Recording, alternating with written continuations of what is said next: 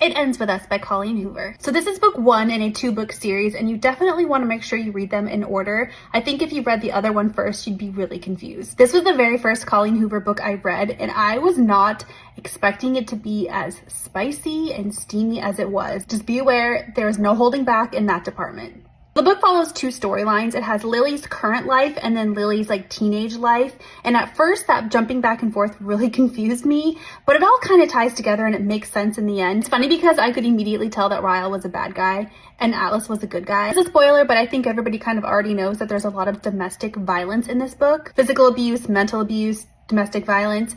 And at the very end of the book, Colleen Hoover herself hops in and lets you know that this book was actually based off of her mother and father. So deeply personal and so interesting. I'm so glad she shared that with us. It definitely gives you insight on how easy it is to fall into a situation like that. A lot of us are quick to judge, like, how could you ever do that to yourself? I think it's a little bit more